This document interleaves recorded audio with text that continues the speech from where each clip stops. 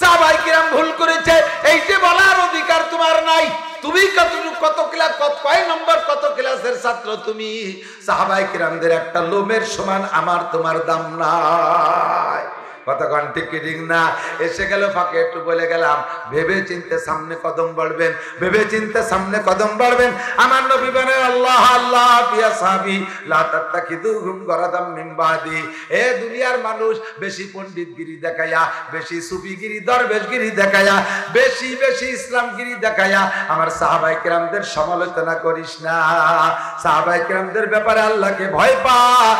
আমার সাহাবায়ে কিরামদের সাথে সম্পর্কে যারা সমালোচনা করে, সেজন্য আমি নবীর সাথে শত্রুতাই করে। আমরা নবীর সাথে শত্রুতাই করতে রাজি না। সিদ্দিকা আয়েশা রাদিয়াল্লাহু তাআলা আনহা বলতেছেন, নবী পাককে ঘরের থেকে ধরে নিয়ে গেছেন দুইজন সাহাবা আয়েশা, একজন আব্বাস আর একজন। বর্ণনাকারী সাহাবী বলেন, আমি জানি সেজন কে, তিনি হযরত আলী। এবার এই দুইজনের মধ্যে আলী আলো বাইটা আর হযরত আব্বাস আলো লম্বা। আমরা একটা আরবিতে প্রবাদ বলি, কুল্লু তাবিলিন আহমাকু ইল্লাল উমার ওয়া কুল্লু কাসীরিন আজাজু ইল্লাল আলী। সব লম্বা মানুষ বোকা হয়, লম্বা লম্বা যারা বেশি লম্বা মানুষ কিন্তু একটু বোদে কাটো হয়। লক্ষ্য করে দেন, আবাইলি আবাইলি কথা কয় জায়গায় জায়গায় এর বেটা। কারণ কি? বুদ্ধি বুদ্ধি তৈরি হলে দুই জিনিসের সহযোগিতায়, ব্রেন আর কলম। ব্রেন আর কলমের দূরত্বের একটা মাপ আছে। মাঝারি ধরনের মানুষের এগুলো একটা মাপ মতো। লম্বা মানুষের এই কলমের মাথা বেশি দূরই তো, ও বুদ্ধি চাইলে সেট হয়ে পারে না, ফাঁকে আবার একটা কইবে না। আর বাড়িয়ে বসে বুদ্ধি বাড়ি তাড়াতাড়ি, ওর মাথার কলম তো কাছাকাছি, মাটির তো যে বুদ্ধি চালায় ওকে সাথে বাড়াবাড়ি কঠিন। লম্বা মানুষ বোকা হয়, তবে সব লম্বা বোকা হলেও হযরত ওমর লম্বা বোকা না। সাহাবাদের মধ্যে হযরত ওমর, হযরত আব্বাস এরা লম্বা ছিলেন। আর বেটে মানুষ বড় লম্বা মানুষের সাথে শক্তিতে পারে না, বেটে মানুষ শক্তিতে দুর্বল হয়। কিন্তু ইল্লাল আলী, আলী এবারে ব্যাপারে ব্যতিক্রম। আলী রাদিয়াল্লাহু তাআলা আনহুর যুদ্ধের ঢালটা পরবর্তীতে 80 জনে ধরে উঁচা করতে পারে না।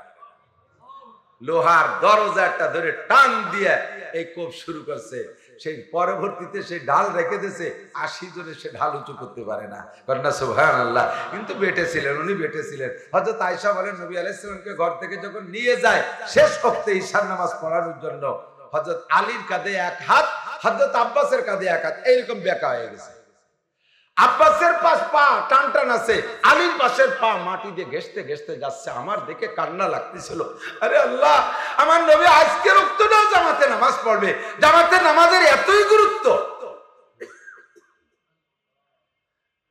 এমন অসুস্থ অবস্থায় তাও নবী মসজিদে যাবেন, একটা পা মাটি দিয়ে টানতে টানতে যাইতেছে।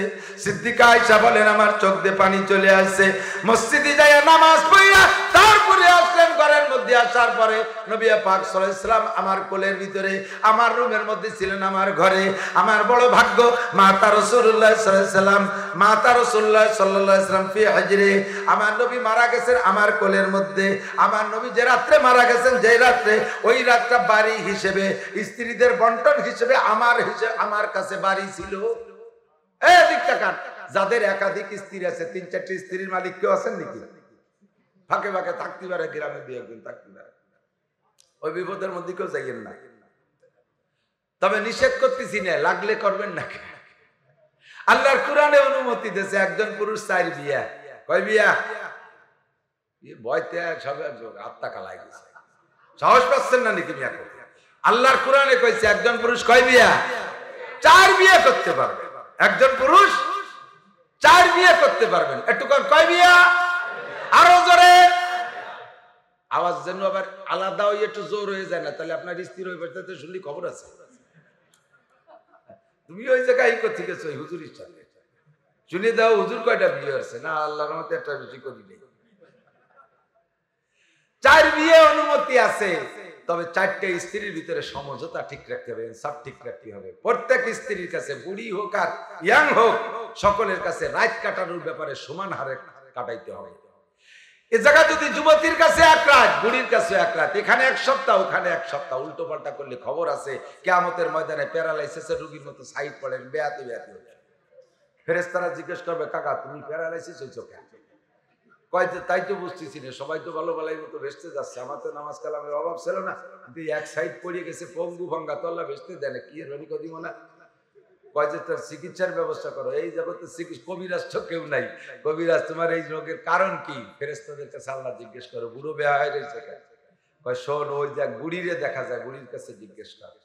বুড়িরে কয় কাকা চাষি চেনে নেই বুড়িরে, কয় ওইটাই তো আমার স্বামী, দুনিয়ায় থাকতে বহুত পার্সিয়াল্ট করছে, আমার বুড়ো কালে একটা ম্যাডাম নিয়ে এসে কোন কলেজেতে, সেই ম্যাডাম নিয়ে রাত কাটাইতো, আমার বছরের মধ্যে একটু খবর নিত না, মামলা দিছি আল্লাহর কাছে, আল্লাহর সাইড প্যারালাইসিস করে দিয়েছে, আমি ওরা কোনোদিন ক্ষমা করবো না। আল্লাহ কয় বুড়ি মাপ না করলে তোমার প্যারালাইসিস সুস্থ হবে না, আর প্যারালাইসিস হলো পঙ্গু মানুষ, আমি বেচতে দেই না, আগে সুস্থ হয়ে আছে, যাও কোন হাসপাতালে যাওয়া, যাও। ইনসাফ ঠিক। তো হযরত আয়েশা রাদিয়াল্লাহু তাআলা আনহা বলেন, হুজুরের সব স্ত্রীদের ঘরে হুজুর এভাবে সিস্টেম অনুযায়ী যাইতেন। তো হুজুরের ইন্তেকালের কিছুদিন আগেতে হুজুরের খালি মনে চাচ্ছে যে বাড়ি হিসেবে যাব, সবই তো আমার স্ত্রী।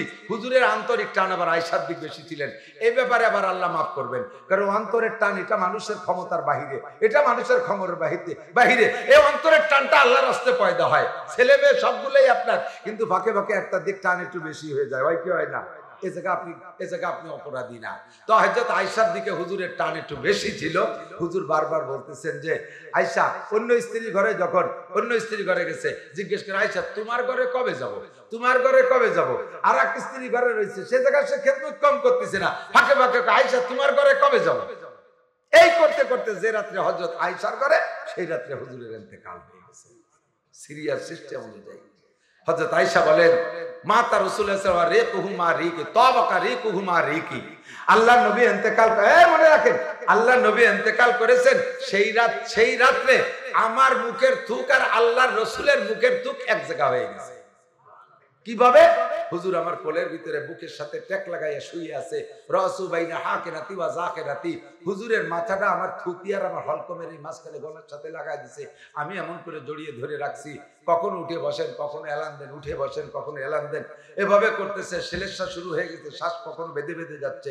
ইতিমধ্যে আমার ভাই আব্দুর রহমান ইবনে আবু বকর, উনি সামনে আসছে, একটা মেসক করতে আসছে একেবারে সবে সাদেকের সময়। তো এই মেসক করা দেখা নবী আলাইহিস সালাতু ওয়াস সালাম আব্দুর রহমানের দিকে বারবার তাকাচ্ছে, কিন্তু মুখ দিয়ে বলতে পারতেছে না, বারবার তাকাচ্ছে, কথা বলতে পারতেছে না, তাকাচ্ছে। তো হযরত সিদ্দিকা আয়েশা বলেন, ইয়া রাসূলুল্লাহ তাস্তাকু, হুজুর মেসক করবেন? হুজুর চোখ দিয়ে ইশারা করলেন, হ্যাঁ মেসক করব।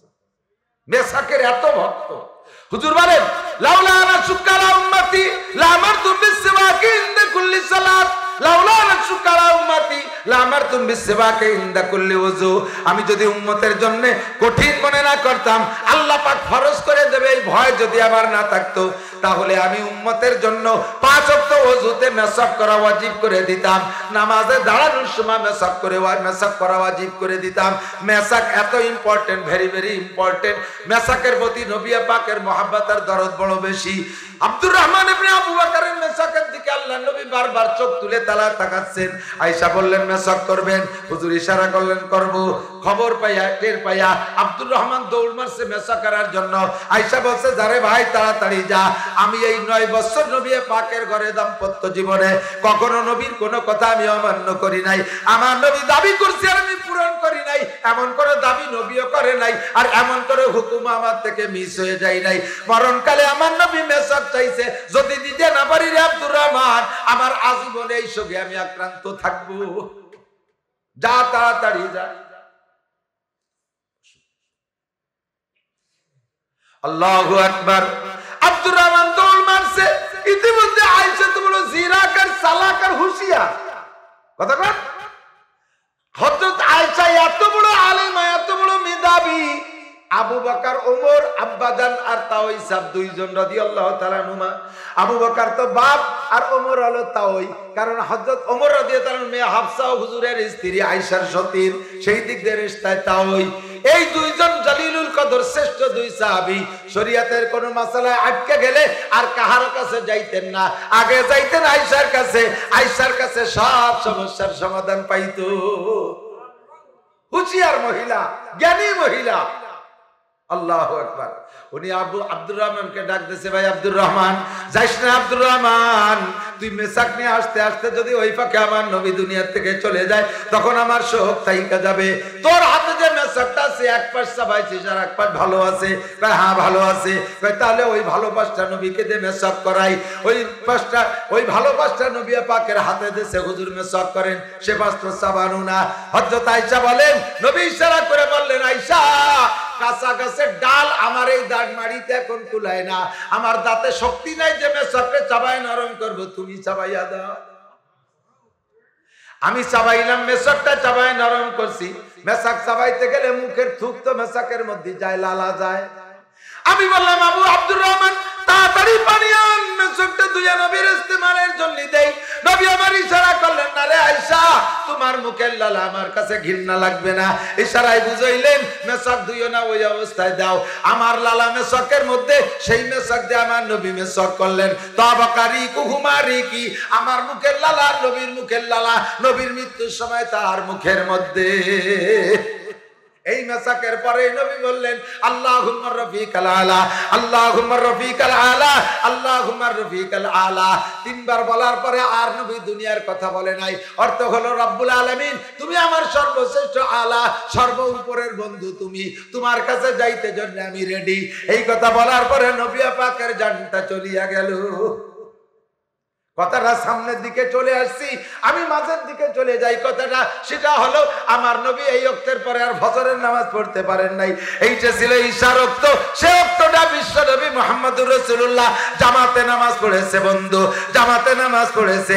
আর তুমি মুসলমানের সন্তান হইয়া জামাতে নামাজ পড়ো না।